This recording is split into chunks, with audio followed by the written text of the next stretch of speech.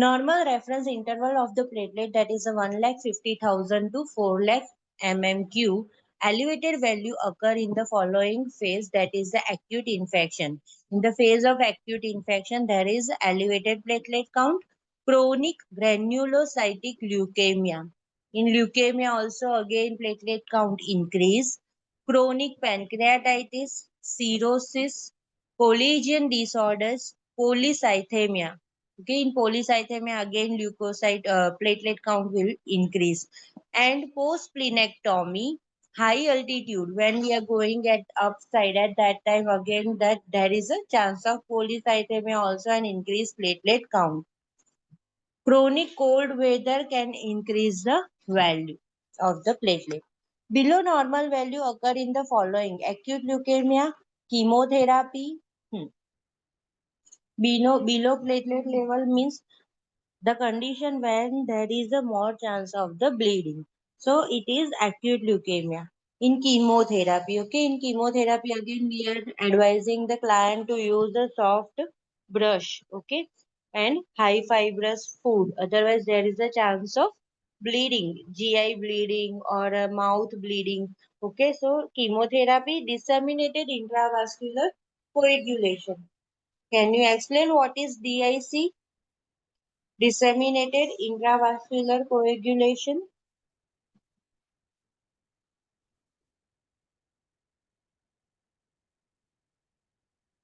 DIC. In PPH it will occur majority Blood time. clot. Bleeding and blood clots both. Okay, bleeding from the orifice like a nose, mouth, ears, vagina, urethra, all orifice, and there will be a simultaneously clot formation inside the body in different organs. Hemorrhage, like a concealed hemorrhage, maybe in GI tract, majority time, like esophageal hemorrhage will be there, intestinal hemorrhage will be there because of low platelet level. Infection, systemic lupus erythematosus. Whenever you think regarding SLE, બાજુમાં નામ લખી દેવું short form SLE, systemic lupus erythematosus. Then you need to think regarding which sign? Butterfly rash, okay, on the nose and on the cheeks there will be a red rashes. So it looks like a butterfly, so it is called butterfly rash in the systemic lupus erythematosus because of internal hemorrhage below the skin. Okay, then thrombocytopenic purpura, again it here there will be a panic means decrease the count, and there will be a purpura means there will be a internal hemorrhage, bleeding points will be there. SLE you can see in a Google image. Monitor the venue, જ્યારે હું કહું ને Google image તમારે side ઉપર લખી કાઢવાનું rough નોટમાં શું શું વસ્તુ ગૂગલ પર જોવાની છે થોડીક વધારે ડિટેલ. ઓકે, સો તમે શું એ વસ્તુ અત્યારનું એક જ શબ્દ કહેશો ભૂલી જશો, but when you are going to search on the internet you will remember forever. Monitor the venipuncture site for the bleeding in a client with the known thrombocytopenia. Okay, decrease number of platelet હોય, okay, penia થઈ ગયું છે means decrease number થઈ ગયું છે, at that time we need to see the venipuncture site. Okay, like a 3 days before, 4 days before, if you have done any puncture, then you need to observe is there any bleeding is going on. Bleeding precautions should be instituted in the client. Okay, client when the platelet count falls sufficiently below the normal level. What is the normal level of platelet?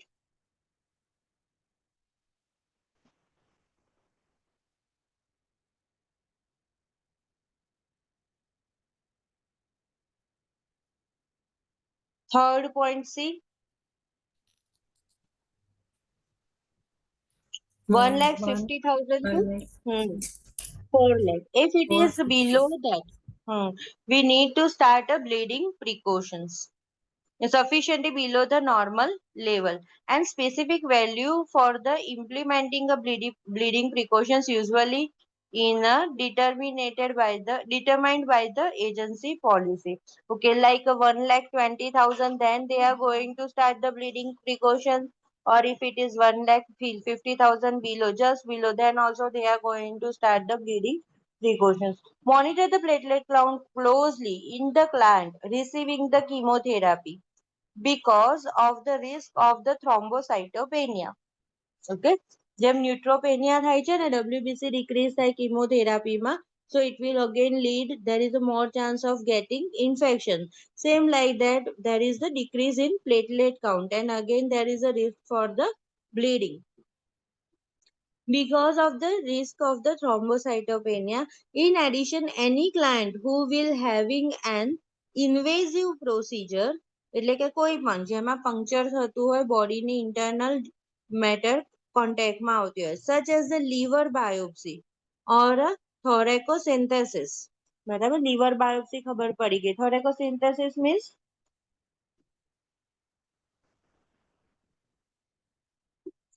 pleural cavity માંથી we are excreting the pleural fluid. Should have a coagulation studies and platelet count. Okay, so before penetrating this much deep, we must know the APTT, PT time. Okay, platelet means clotting time we must need to know, and also we need to see the platelet count of the patient. Okay, to prevent bleeding. Now hemoglobin and hematocrit. If the hemoglobin is 12, then how much hematocrit will be there? 36. 36. Okay, Khushi, remember it. Okay, anytime there is a hemoglobin, then if you want to know the hematocrit of the particular patient, at that time you are going to multiply with the 3. Okay, if your hemoglobin is 9, then your hematocrit value will be, Khushi,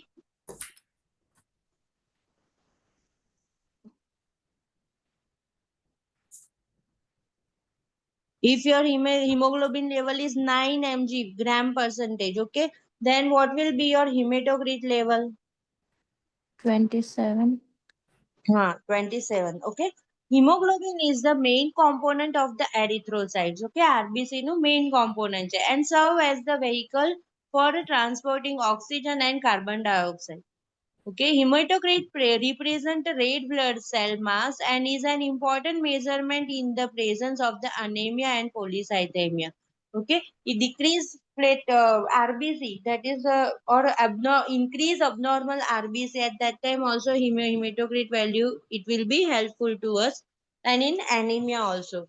Fasting is not required for this test. Okay, HB test માટે ક્યારે આપણે fasting કરતા નથી. Elevated value occur in the following. hemoglobin ક્યારે elevated હશે?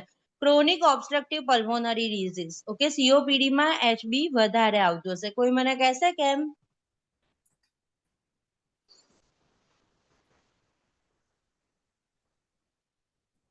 શું થતું હતું COPD માં?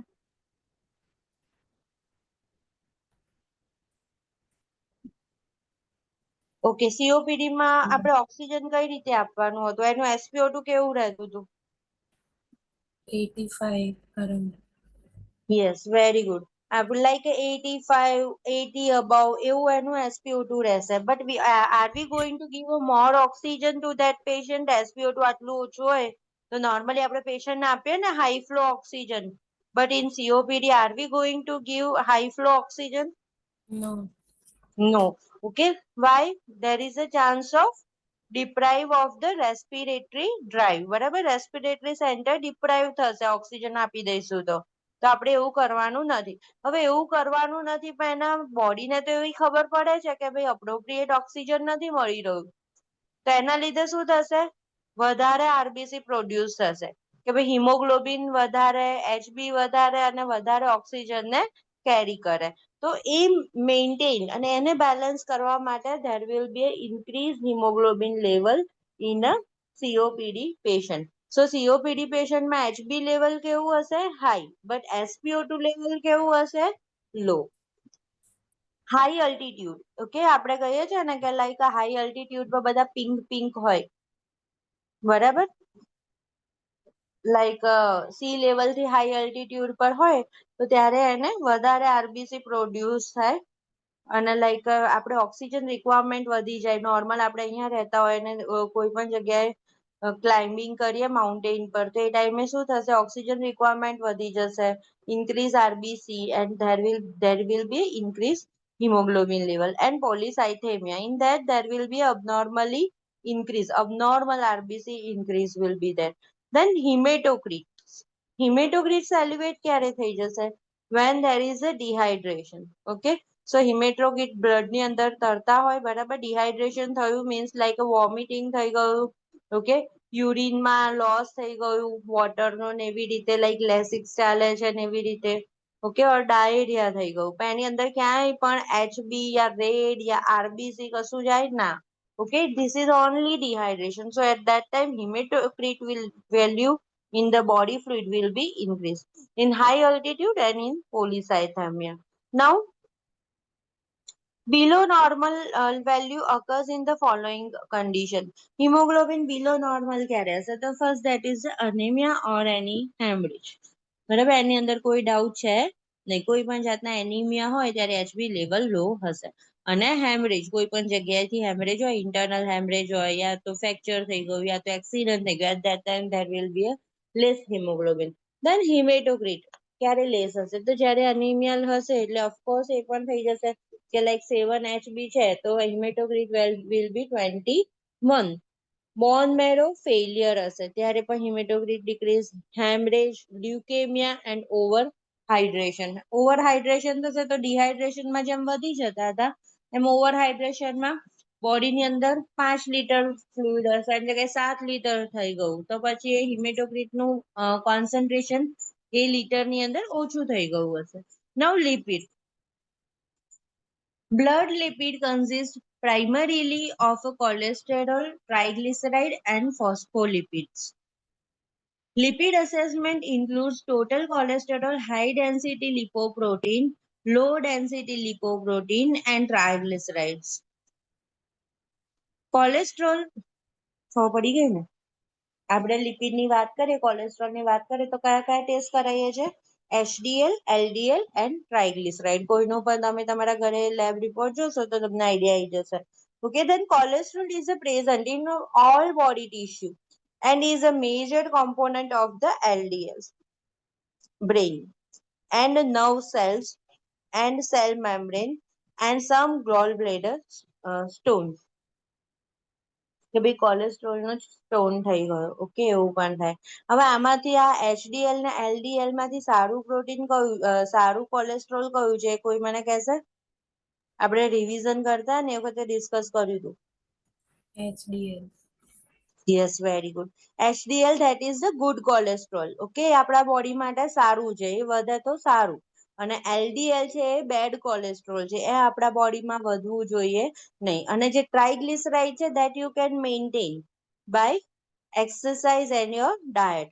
તમારા મેજોરિટી લાઈક ઓબેસ પર્સન હશે ને તો એનું કોલેસ્ટ્રોલ નહીં હોય પણ ટ્રાઇગ્લિસરાઇડ વધારે આવતું હશે. So that we can manage with the diet and exercise. Okay, હવે અહીંયા બીજું એક લખેલું છે કે મેજર કોમ્પોનન્ટ છે. Cholesterol is present in all body tissues and is major component of LDL.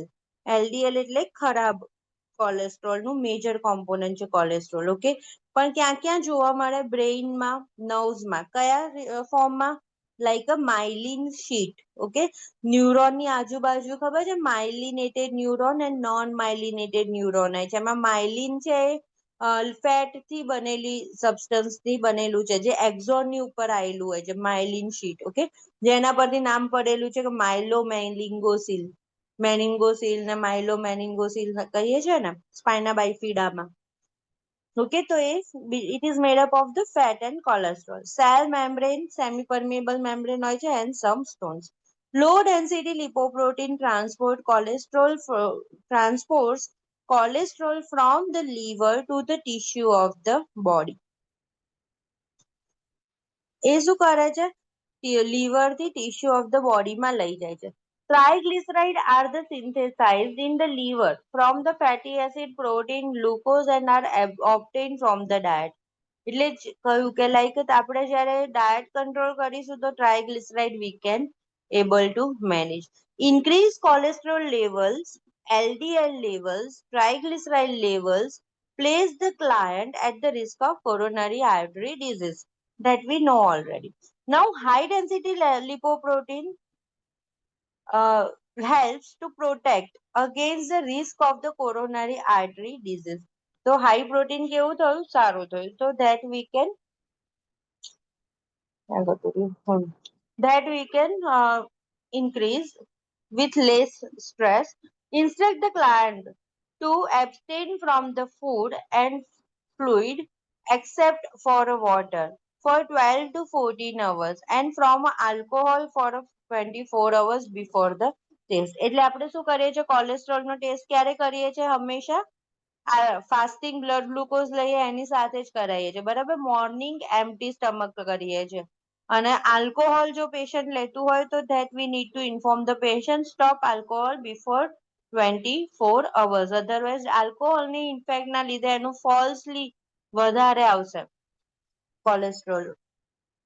Instruct the client to avoid consuming high cholesterol foods with evening meal before the test. Okay, એટલે સાંજે આપણે 7-8 વાગે pizza ખાધા હોય બરાબર અને પછી સવારે આપણે ટેસ્ટ કરાય, then again there will be a false reading.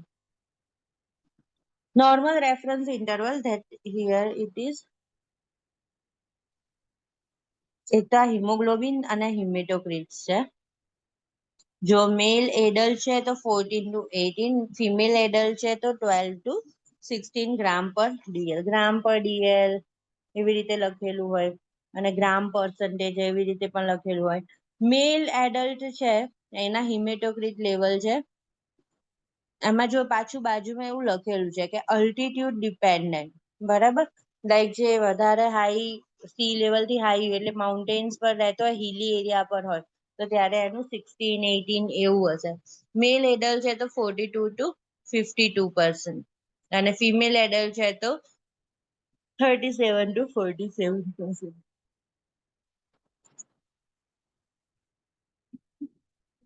10.3 માં છે. એક જ minute.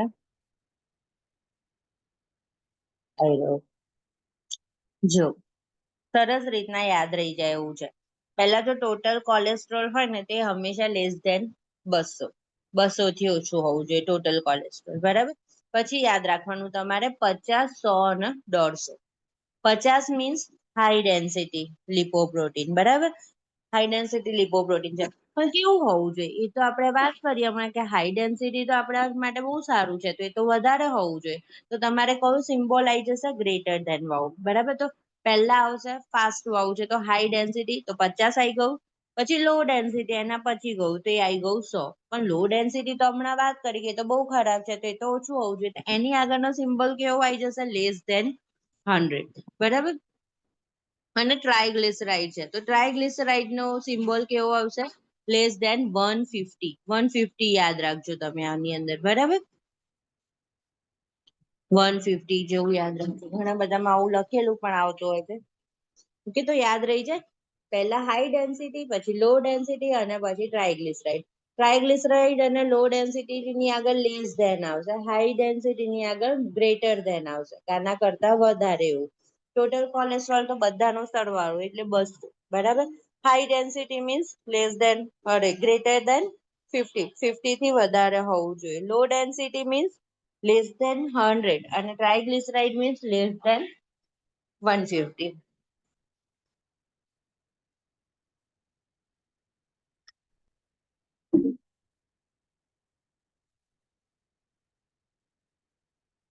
Now, elevated value occurs in the following: cholesterol LDL, cholesterol or a low density lipoprotein ક્યારે elevated હશે?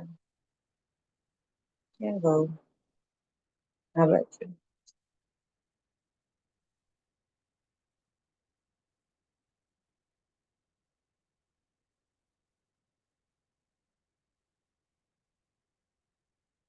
Whenever there is a biliary obstruction, બરાબર? biliary atresia, biliary obstruction. કેમ એવું હશે? પહેલા તો biliary ક્યાં આવશે બોડીમાં?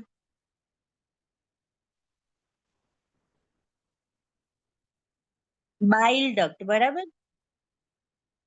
બાઇલ ડક્ટ અને બાઇલ પાથવે છે ને એવું ગૂગલ સર્ચ કરજો. લીવર માંથી છે ને લેફ્ટ છે, રાઈટ છે, એવી રીતે બાઇલ ડક્ટ આવે. પછી કોમન બાઇલ ડક્ટ થાય. પછી એની જોડે પેન્ક્રિયાટિક ડક્ટ એટેચ થાય. બરાબર. તો હવે આ આખું જે સર્ક્યુલેશન છે એની અંદર કોઈ પણ જગ્યાએ ઓબ્સ્ટ્રક્શન હોય તો ત્યારે કોલેસ્ટ્રોલ એલિવેટ થઈ જશે, એલડીએલ એલિવેટ થઈ જશે. કેમ? તો હાઉ ધ બાઇલ સોલ્ટ વર્ક. આ પાછળ છે ને બધા ડિઝીઝમાં આ જ ફિનોમેનોન આવશે, એટલે થોડું વિચારવાનું કે બાઇલ સોલ્ટ કઈ રીતે વર્ક કરે છે. તો જ્યારે આપણે ઓઇલી ફૂડ ખાઈ લઈએ, બરાબર, તો લાઈક શાક બનાવેલું જે પાન છે, બરાબર, કુંડિયું છે, એની અંદર આપણે સાફ કરવું છે તો ખાલી આપણે હાથેથી ક્લીન કરીશું તો થશે? પાણીથી ક્લીન કરીશું તો થશે? ના. પણ એની અંદર જો સોલ્ટ અને પછી સોડા અને એવું કશુંક નાખી દઈશું, લેમન એવું કશુંક નાખી દઈશું તો શું થઈ જશે? ચોખ્ખું થઈ જશે. બરાબર. So bile salt will emulsify the fat. બરાબર. તો એનાથી શું થશે? ફેટ ક્લીન થશે. ફેટમાંથી fatty acid and glycerol separate થશે. ઓકે. પણ હવે બાઇલ તો ઓબ્સ્ટ્રક્ટ થઈ ગયા લીવર વાળા, એ બાઇલ પહોંચતા છે નહીં ડિયોડિનમમાં, એટલે કે મીન્સ ઇન્ટેસ્ટાઇનમાં ફૂડ જોડે પહોંચતા નથી. તો there is a chance of high cholesterol. Then cirrhosis and hyperlipidaemia. Again આમાં શું થશે?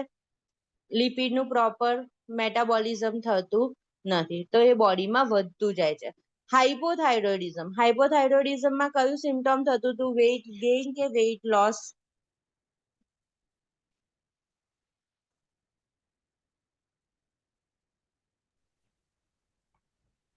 gain થાય weight. શું થતું હતું? weight gain થાય. હા, very good. Hypothyroidism means weight gain and hyperthyroidism means weight loss. Then idiopathic hypercholesterolemia. Okay. So idiopathic means unknown cause. Okay. Hypercholesterol. તો cholesterol વધી ગયું છે શેની અંદર? તો blood ની અંદર. Okay. So because of unknown reason it increase. Then renal diseases that will increase the cholesterol level. Uncontrolled diabetes will increase the cholesterol. Oral contraceptive use, that will also increase the LDL. Now triglycerides. એ ક્યારે elevated હશે? જ્યારે diabetes મેલાઇટસ હશે ત્યારે. Okay, diabetes હશે, પછી hypertension હશે, obesity હશે, triglyceride automatically increase આવશે. હાઇપરલિપિડેમિયા હશે. બરાબર. ટ્રાઇગ્લિસરાઇડ છે એનો મતલબ જ એ થાય છે કે બ્લડની અંદર લિપિડ લેવલ હાઈ આવી રહ્યું છે. We need to consult the dietitian and do the exercise. Then hypothyroidism and liver disease both will increase the obesity and blood cholesterol level. Now below normal value occurs in the following condition. કયા એવી conditions છે જ્યાં LDL ઘટી જાય છે? તો extensive liver disease, hyperthyroidism થાય ને, હાઇપરથાઇરોઇડિઝમમાં વેઇટ લોસ થઈ જશે. malnutrition, weight loss થઈ જશે. Use of corticosteroids therapy, at that time also there is a chance of low LDL. Triglyceride લો ક્યારે થશે? તો હાઇપરથાઇરોઇડિઝમમાં. બરાબર. મેટાબોલિઝમ એકદમ વધી ગયું હશે, વેઇટ લોસ થશે. માલ એબ્ઝોર્પ્શન સિન્ડ્રોમ, માલ nutrition, okay, that will lead to the below triglyceride level. Now we are moving towards the other topic, that is the fasting blood glucose. બરાબર. ફાસ્ટિંગ પછી કરવામાં આવતું blood glucose. Glucose is a monosaccharide found in the fruit and is formed from the digestion of the carbohydrates and conversion of the glycogen by the liver. Okay. કેટલી વસ્તુઓમાંથી થાય છે? એક તો ફ્રૂટ્સમાંથી તમને ડાયરેક્ટ ગ્લુકોઝ મળે છે. બરાબર. જે આપણે ઘડીએ પડીએ એવું આવશે કે હાઇપોગ્લાયસેમિયા પેશન્ટને થાય ત્યારે આપણે 8 ડોઝ જેટલું ઓરેન્જ જ્યુસ આપી દેવાનું. ઓકે. મિલ્ક આપી શકીએ, જ્યુસ આપી શકીએ, પણ ઓરેન્જ જ્યુસ બહુ વધારે ઓપ્શન હોય છે. Okay. Because we directly found a monosaccharide. Okay. એટલે એક તમને મળી ગયું જે ફ્રૂટમાંથી ડાયરેક્ટ મળે છે. બીજું છે digestion of the carbohydrate.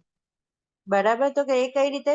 Like breaking down the chapati in our mouth. Okay. And then gradually it goes into the stomach and small intestine, and gradually there is a breakdown take place. And then third, હવે glucose નથી લેતા ને આપણે 20-25 દિવસથી fasting પર છે, So at that time again there will be a conversion of the glycogen to glucose by the liver. તો 3 way માં આપણને બોડીમાં ગ્લુકોઝ આવી જાય છે બ્લડની અંદર. Now, glucose is the main source of cellular energy for the body and is essential for the brain and erythrocyte formation. બરાબર, એટલા માટે આપણે કહીએ છીએ કે ગ્લુકોઝ તો બહુ જ ઇમ્પોર્ટન્ટ છે. જ્યાં સુધી ખાઈએ નહીં ત્યાં સુધી આપણું મગજ કામ કરે નહીં. બરાબર, ફાસ્ટિંગમાં કામ ના કરે, ચોકલેટ ના ખાઈએ તો ગમે નહીં, ગળ્યું આઈસ્ક્રીમ ખાવું હોય તો that will stimulate our brain and erythrocyte function. Fasting blood glucose levels are used to assist in the diagnosis of the diabetes mellitus. It should be between 80 to 120 mg per dl. Okay, અને બિલો 80 છે તો okay એટલું હોવું જોઈએ. બિલો 80 હોય તો પણ ચાલી જાય. બરાબર, પણ 120 થી વધારે નહીં. Fasting blood glucose levels are used to assist the diagnosis in diabetes mellitus and hypoglycemia. Instruct the client to fast for 8 to 12 hours before the test. એટલે રાતે ખાધા પછી સવારે જમવાનું નથી. Instruct the client with the diabetes mellitus to withhold a morning insulin or a oral hypoglycemic medications until after the blood is drawn. કોઈ વધારે smart patient હોય, સારું દર વખતે વધારે આવે છે ફાસ્ટિંગ બ્લડ ગ્લુકોઝ, તો શું કરી દેશે? સવારે પાણી જોડે દવા લઈ લેવા દે. ખાવાની ના પાડી પણ દવા તો હું લઈ લઉં. ઓકે, તો એવું કરવાનું નથી. You need to instruct the patient. Normal reference interval, that is the glucose, or that is the 70 to 99 mg per dl. Okay, 70 mg થી ઓછું હોવું જોઈએ. એટલે મીન્સ લેબ વાઇઝ થોડું થોડું ડિફરન્ટ રહેશે, પણ બિલો 80 હોવું જોઈએ. 80 or 80 to 120 ની વચ્ચે. Elevated values occurs in the following: acute stress. Stress હશે ત્યારે શું થશે? ગ્લુકોઝ લેવલ વધી જશે બોડીની અંદર. મેં તમને એવું તો કહ્યું હતું ને, તમને કોરોનાનું એક્ઝામ્પલ આપ્યું હતું કે સ્ટ્રેસમાં જેને ડાયાબિટીસ નતા કોરોનામાં, એના પણ ગ્લુકોઝ લેવલ વધારે આવી જતા હતા. અડધું સ્ટ્રેસનું ગ્લુકોઝ લેવલ વધી જતું હતું, અડધું સ્ટીરોઇડના લીધે ગ્લુકોઝ લેવલ વધી જતું હતું. અને ગ્લુકોઝ વધે એટલે વાયરસને તો મજા આવી જાય, એ વધારે ને વધારે ગ્રો થવા લાગે. બરાબર, એ આપણું ગ્લુકોઝ ખાઈને વધારે જલ્દી મોટા થવા લાગે અને સ્પ્રેડ વધશે. So elevated value occurs in the following: acute stress. So always try to maintain the stress level. Cerebral regions, brain regarding કોઈ પણ condition છે ત્યારે. Cushing syndrome માં again water accumulation થાય છે. ઓકે, પીલો જે કુશન જેવું બોડી થઈ જાય છે. there is a chance of diabetes. Diabetes mellitus, hyperthyroidism. હાઇપરથાઇરોઇડિઝમમાં પણ પોસિબલ છે બ્લડ ગ્લુકોઝ વધારે આવવું. Pancreatic insufficiency. Okay, if there is a insufficient pancreatic juices, at that time there is the chance of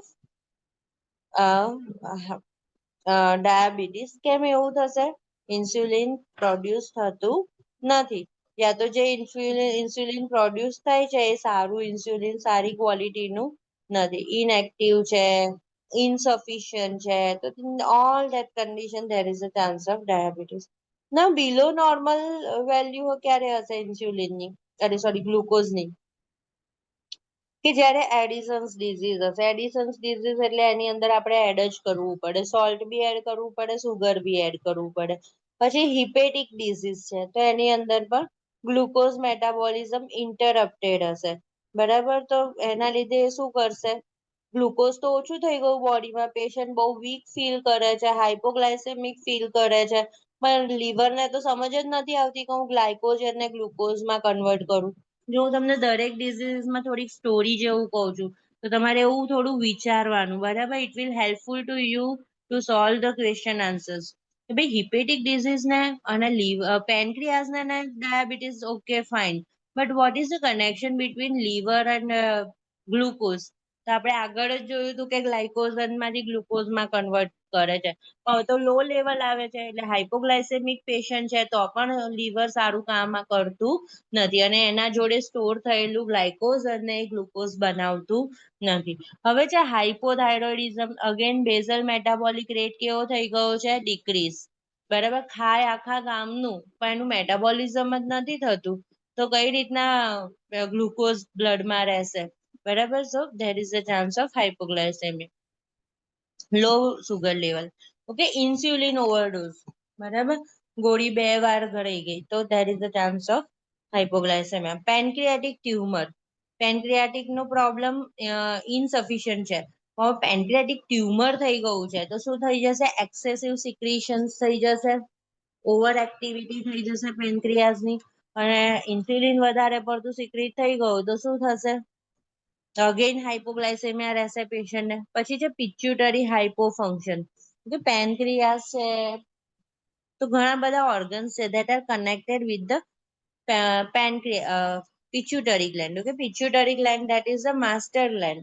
Addison's disease છે, pancreatic juices છે, okay, stress છે, even stress, hypothalamus, pituitary, આ બધું connected વસ્તુઓ છે.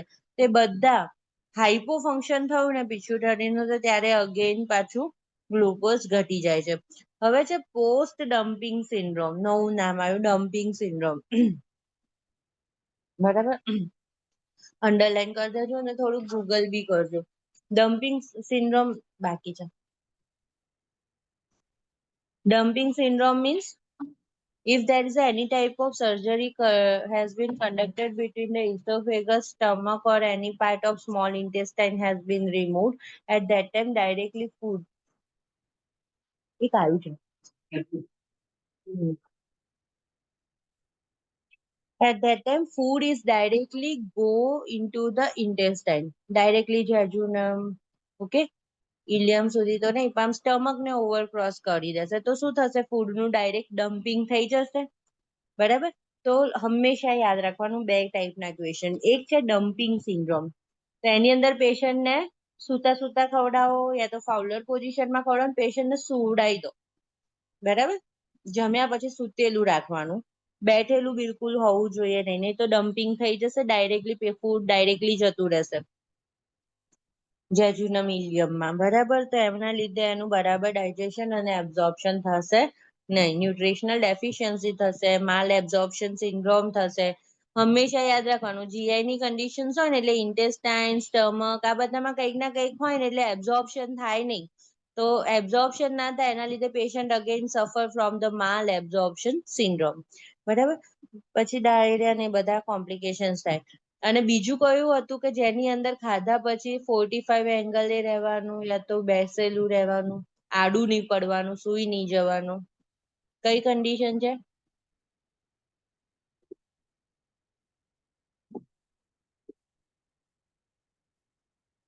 GERD, gastroesophageal reflux disease. નતું એવું કર્યું કે ફૂડ પાછું બેક ફ્લો આવે, ગળામાં આવી જાય? ઘણા ઓલ્ડ એજ જોશો ને તમે તો એવું કે મને એસિડિટી નો પ્રોબ્લેમ રહે છે, ખાધા પછી બધું ચેસ્ટ બંધ થવા લાગે છે. આપણે ઘણીવાર નિગ્લેક્ટ કરીએ કોઈ આવું કહેતું હોય ત્યારે, but it is there. Like આપણે શું થશે કે અપર ઇસોફેજિયલ સ્ફિન્ક્ટર છે ગળાની અંદર અને કાર્ડિયક સ્ફિન્ક્ટર છે. તે સ્ફિન્ક્ટર શું કરે છે? ટાઈટ છે આપણે બધાના, બરાબર, but at the old age it this become weaken. Weaken sphincter થવાના લીધે ખાઈને તરત આડા પડી જાય, ખાઈને તરત પોતું કરે વાંકા થઈને, એવું કોઈ પણ વસ્તુ કરી દે તો એના લીધે શું થશે? ફૂડ બેક ફ્લો આવશે. તો ફૂડ બેક ફ્લો આવે ને એને કહેવાય છે રીગર્જિટેશન. બરાબર, ગળામાં કશું ચોંટી ગયેલું લાગે, આવું હતું આ અંકિતના જ ક્વેશ્ચનમાં કે ગોળી ચોંટી ગઈ છે, ગોળી સ્વોલો કરતા કરતા ગોળી ચોંટી ગયેલી છે એવું ફિલિંગ રહી ગયું પેશન્ટને. તો આ એક જ ડિઝીઝ છે GERD. પેશન્ટ આવી કમ્પ્લેન લઈને આવી જાય કે ગોળી ગળતા હતા અને અંદરથી ગોળી પાછી આવી, 2 પીસમાં આવી અને હજી એમ લાગે છે કે ગોળી મને ગળામાં ચોંટેલી છે. ઓકે, તો શું સમજવાનું કયું ડિઝીઝ છે? ગેસ્ટ્રોઇસોફેજિયલ રિફ્લેક્સ ડિઝીઝ. એ પેશન્ટમાં હંમેશા એ કન્ડિશનમાં પેશન્ટ હંમેશા એવું એડવાઇસ કરવાનું કે કઈ રીતના રહેવાનું છે જમ્યા પછી અપરાઇટ પોઝિશનમાં રહેવાનું છે, જેથી ફૂડ પાછું બેક ફ્લો થાય નહીં. અને બીજું કયા પેશન્ટોમાં થાય? પીડિયાટ્રિક નિયોનેટ હોય એને ખબર છે ને, આપણે બર્પિંગ કરાવીએ અપરાઇટ પોઝિશનમાં, જેવું આપણે ફૂડ આપી દઈએ ને તો તરત સુવડાવીએ નહીં, શું કરાવીએ? બર્પિંગ કરીએ, બરાબર? જ્યાં સુધી ઓડકાર ના આવે અને ત્યાં સુધી, આવું આપણે પેશન્ટને પણ કહેતા હોઈએ છીએ. તો બર્પિંગ એટલા માટે જ કરાવવાનું, કારણ કે ન્યૂબોર્નમાં નિયોનેટમાં શું હશે? વીક નહીં થઈ ગયા હોય, હજી ડેવલપ જ નથી થયા સ્ફિન્ક્ટર બરાબર, એટલે પેશન્ટને વોમિટ થવાની પોસિબિલિટી રહે. ક્લિયર? પછી છે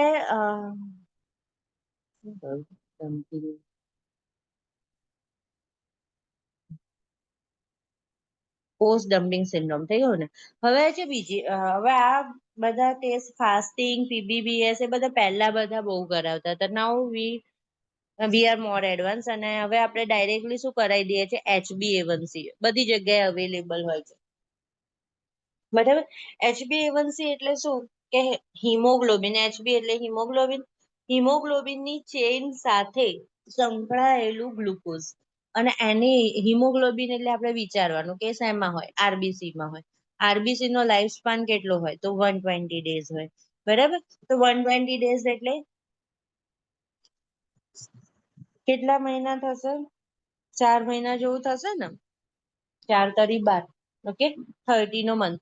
તો એટલીસ્ટ મિનિમમ આપણે 3 મંથ પોસ્ટ, 3 મંથ, અહીંયા ગાડી તો 3 to 4 લખ્યું છે, પણ આપણે જનરલી પેશન્ટને કહીએ કે લાઈક લાસ્ટ 3 મંથ થી એવરેજ તમારી અંદર કેટલું ગ્લુકોઝ રહેલું છે એ આપણને આઈડેન્ટિફાઈ થાય. સમજ પડી ને હું બોલી એમાં? આપણે ફાસ્ટિંગ કરીએ કે પીબીબીએસ કરીએ, પણ એમાં લાડવો ખાઈ લીધો તો આપણને એ જસ્ટ એ જ ટાઈમનું આપશે આપણને, બરાબર, ગ્લુકોઝ લેવલ. પણ HbA1c માં શું આપશે? છેલ્લા 3 મહિનાનું. લાઈક હું પ્રેગ્નેન્ટ છું તો હું શું કરાવીશ પહેલા? કે like second month, third month આવે છે અને મારે ચેક કરાવવું છે, હું ઓબેસ છું, તો હું HbA1c કરશે, તેમાં મને આઈડિયા આવશે કે કન્સીવ કરતા પહેલા પછી એના 2 મહિનામાં મારું ગ્લુકોઝ લેવલ કેટલું રહ્યું છે. ચલો થોડું બોર્ડર લાઈન રહ્યું છે, તો અગેન ફરી મારે શું કરવાનું? 2-3 મહિનાનો ગેપ પાછો રાખવાનો, કે 6થા મહિને, 7મા મહિને ફરી HbA1c કરાવી દેવાનું, કે ભાઈ નોર્મલ રહ્યું છે ને glucose. Otherwise what will happen? that glucose will affect the baby. Okay, પ્લાસેન્ટામાંથી બેબી પર જશે અને બેબીની ઉપર ઇફેક્ટ કરશે. એટલા માટે આપણે શું કરીએ? 3 મંથ નો ગ્લુકોઝ જોતા હોઈએ છે. સમજ પડી ગઈ ને? Yes, ma'am. HbA1c is the blood glucose bound to hemoglobin. Okay, hemoglobin A1c, glycosylated hemoglobin A, બરાબર? A1c નું નામ છે. HbA1c is a reflection of how well glucose level have been controlled for the past 3 to 4 months. બરાબર, last 3 months ની અંદર કેટલું glucose level maintain રાખ્યું. Fasting is not required before the test. Normal reference level, that is the less than 5.7%. A level of 5.7 to 6.4% are the pre-diabetics, and a level of 6.5 or more indicates the diabetes. Within the 5.7 to 6.4 pre-diabetes range, the higher your HbA1c, the greater your risk is the developing a type 2 diabetes. સમજ પડી ને? કે 5.7 છે, 5.8 છે અને એક બાજુ 6.3 આવ્યું છે, તો 6.3 વાળાના વર્ષની અંદર ટાઈપ 2 ડાયાબિટીસ ડેવલપ થઈ જાય. અને 5.8 વાળાએ ટ્રાય કરવાનું કે 5.7 થી નીચે કેમનું જાય છે, બરાબર? પણ જો 6.4 above ગયું or 6.5 થી above ગયું, તો that is the diabetes. Elevated values occur in the following: non-diabetic hyperglycemia, poorly controlled diabetes mellitus. બરાબર? ડાયાબિટીસ ના હોય ને અતિશય સુગર ખાતા હોય ત્યારે હાઇપરગ્લાયસેમિયા રહેતું હોય તો એમાં પણ વધારે આવે. પુઅરલી કંટ્રોલ ડાયાબિટીસ મલાઇટસ હોય ત્યારે પણ આવે. Below normal value occurs in the following: chronic blood loss, chronic kidney disease, and pregnancy, sickle cell anemia. HbA1c and estimated average glucose EAG reference interval is given in table number 10.4. આપણે આ જોઈ લીધું cholesterol વાળું iron. Glycosylated hemoglobin, HbA1c and estimated average glucose HbA1c that is 6 to 126. બરાબર ને? એટલે જો 6 અને 7 ની વચ્ચે છે, જો 6.9 6.7 તો એ બધું ડાયાબિટીસમાં જ જતું રહેશે. 1.54 ને એવી રીતે આવી ગઈ એટલે 5 છે that is the good કે ભાઈ 100 છે યા તો 5 point something છે તો 100 120 ની વચ્ચે હશે.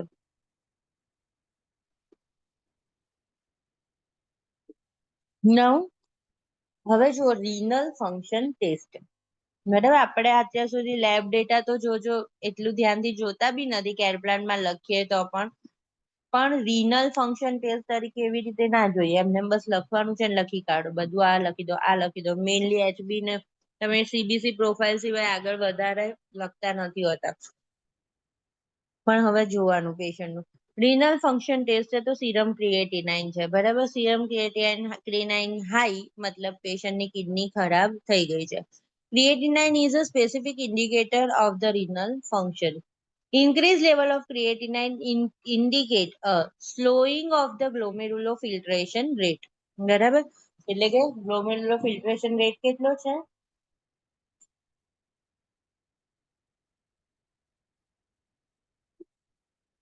કેટલો છે? 110 to 120. બરાબર, એટલો અપ્રોક્સ glomerulofiltration rate છે. હવે ક્રિએટિનાઇન વધી ગયું બોડીની અંદર, બ્લડની અંદર, મતલબ કે કિડની એને ફિલ્ટર કર્યું નથી એટલે ફિલ્ટ્રેશન એ ઘટી ગયું છે. એટલે એ થઈ ગયું હશે 90 જેવો 100 જેવો. Okay, but it will be decrease.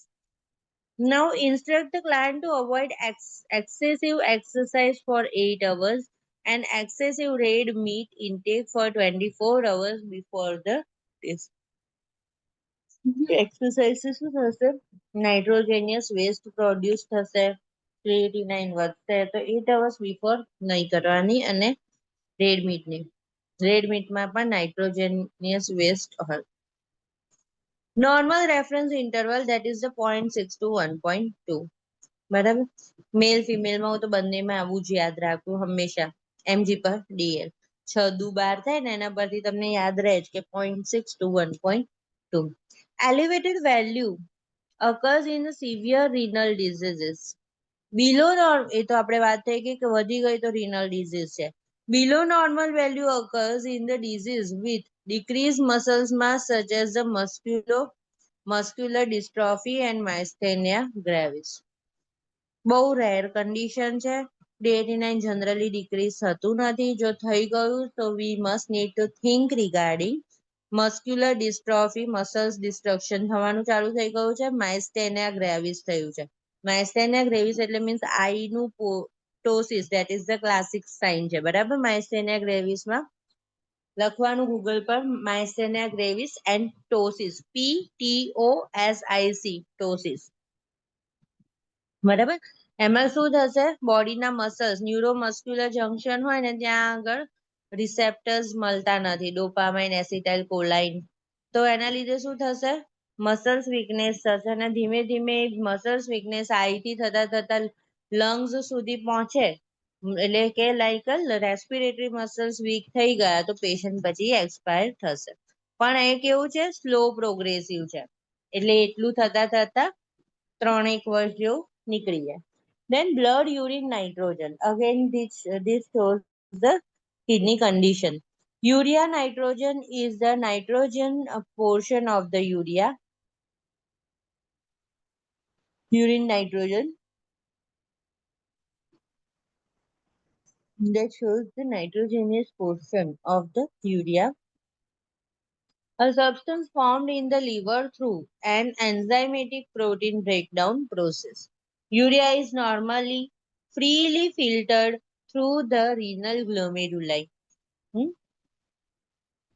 એવું કે છે કે ફ્રીલી ફિલ્ટર્ડ થઈ જાય છે, એટલે કે એના માટે એક્ટિવ ટ્રાન્સપોર્ટની જરૂર પડતી નથી.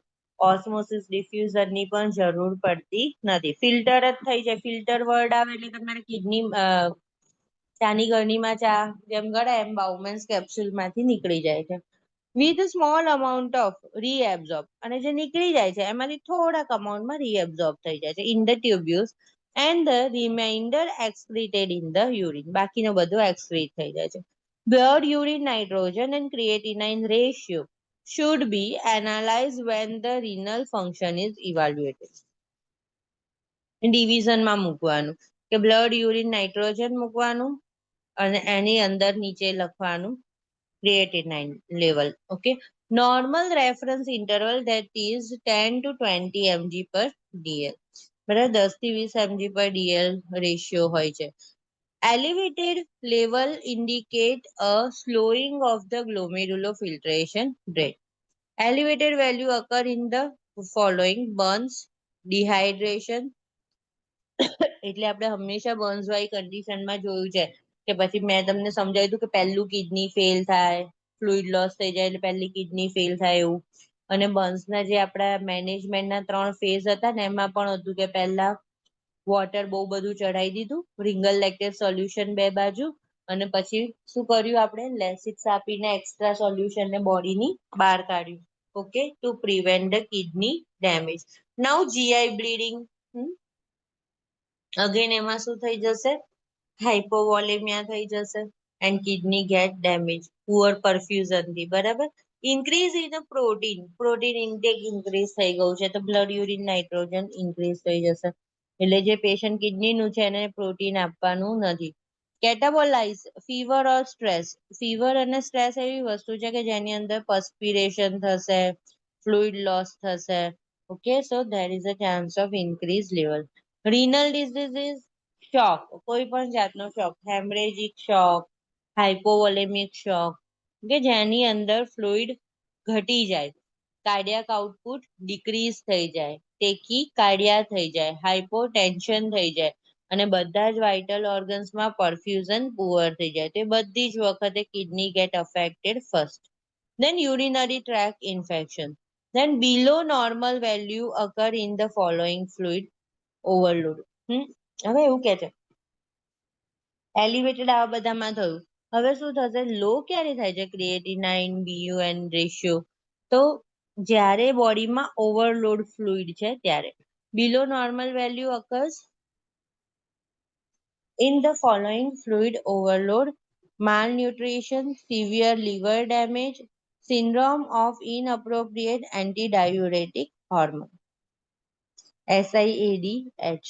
બરાબર, એન્ટી ડાયુરેટિક છે. બરાબર, એટલે શું થશે? ડાયુરેસિસ થશે નહીં, યુરિન આઉટપુટ વધશે નહીં. યુરિન આઉટપુટ નહીં વધે એટલે એન્ટી ડાયુરેસિસ બોડીની અંદર ફ્લુઇડ બિલ્ડઅપ વધી જશે. ફ્લુઇડ વધી ગયું બોડીમાં તો આ બધું શું થઈ જશે? ડાયલ્યુટ થઈ જશે. BUN create. Now, white blood cell WBC count function in the immune defense system of the body. Immunity આપણી વધારે આપે છે. The WBC differential provides specific information on WBC type. A shift to the left in a differential means that an increased number of immunoneutrophils are present in the blood. A low total WBC count with a left shift indicates a recovery from the bone marrow depression or an infection of such intensity that the demand for a neutrophil is in the tissue is higher than the capacity and the bone marrow to release them into the circulation.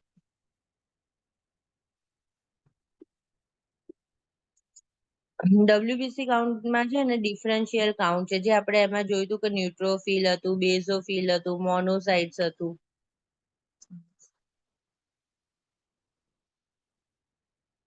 અરે રે, back ક્યાંથી છે?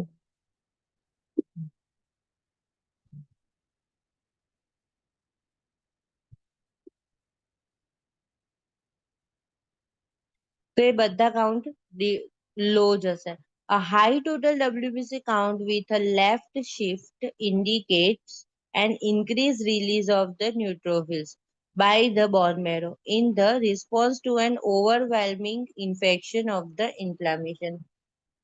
એવું કહે છે કે infection થાય ને એટલે વધારે બોન મેરોમાંથી ડબ્લ્યુબીસી કાઉન્ટ રિલીઝ થાય. હવે બોન મેરોને ખબર પડી ગઈ કે ઇન્ફેક્શન થયું છે તો ન્યુટ્રોફિલ મેઇન આપણું ન્યુટ્રોફિલ છે.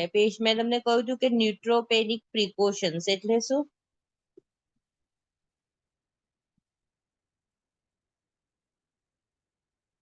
Neutropenic precautions for the chemotherapy.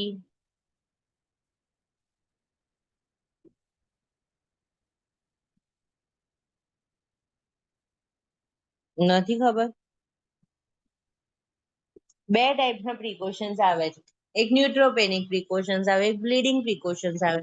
Bleeding precautions શેનામાં હોય? હિપેરિન, વાલ્ફારિન, કીમોથેરાપી, બરાબર, તે બધા બ્લીડિંગ પ્રિકોશન્સ છે. બીજું છે ન્યુટ્રોપેનિક પ્રિકોશન્સ છે શેમાં આવે? તો કીમોથેરાપી, લ્યુકેમિયા, કે જેને ઇન્ફેક્શન થવાની પોસિબિલિટીઝ વધારે છે. બરાબર, ન્યુટ્રોપેનિયા થઈ ગયું છે, ન્યુટ્રોફિલના કાઉન્ટ ડિક્રીઝ થઈ ગયા છે, થ્રોમ્બોસાઇટોપેનિયા થઈ ગયું છે. બરાબર, ત્યારે ડબ્લ્યુબીસી કાઉન્ટ એવું કહે છે કે હાઈ થઈ જશે એના રિસ્પોન્સમાં. બરાબર, કે જે ઇન્ફેક્શન થઈ ગયું છે તો બોન મેરો વધારે ને વધારે ડબ્લ્યુબીસી કાઉન્ટ કરશે. એટલે આપણે કહીએ છીએ કે જ્યારે ડબ્લ્યુબીસી કાઉન્ટ લાઈક 15,000 છે, 16,000 છે, મતલબ કે એટલું ઇન્ફેક્શન બોડીમાં વધારે છે. And increase neutrophil count with a left shift is usually associated with the bacterial infection.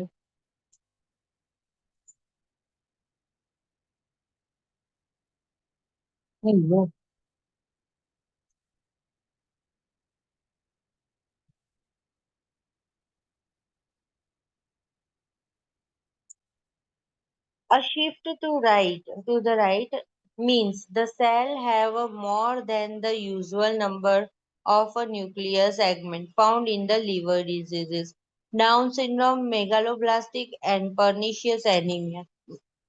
તો એ બધાની અંદર shift to right થશે. Normal reference that is the 5,000 to 10,000. Elevated value occur in the following inflammatory and infectious process leukemia અને આ બધી પ્રોસેસમાં. અને below normal value occurs in the following aplastic anemia, immune disorder, overwhelming infection. બરાબર, ઓવરવેલ્મિંગ infection કે છે એટલે તમારે એવું સમજવાનું કીમોથેરાપી, લ્યુકેમિયા એવું, જેમાં ન્યુટ્રોપેનિક પ્રિકોશન્સ રાખ્યા છે એ. Side effect of the chemotherapy and irradiation. Monitor the WBC count and differential closely. બરાબર, જ્યારે જ્યારે આપણે ડબ્લ્યુબીસી પર આંખો ફેરવતા હોઈએ 4,000 ને 11,000 ની વચ્ચે છે, ઉપર છે, નીચે છે, એ જ ટાઈમે તમારે બીજા કોઈ ડિફરન્શિયલ કાઉન્ટ જુઓ કે ના જુઓ, પણ ન્યુટ્રોફિલ ખાસ જોવાના. Okay, that affects differential closely in the client receiving chemotherapy because the risk for the neutropenia. બરાબર, neutropenia places the client at a risk for the infection. છેલ્લો પોઈન્ટ વધારે ઇમ્પોર્ટન્ટ છે. બરાબર, આટલું રાખીએ આપણે. જેટલું મેં તમને ગૂગલ પર સર્ચ કરવાનું કહ્યું છે જોઈ લેજો એકવાર. બરાબર, હા. બાય. Bye, ma'am.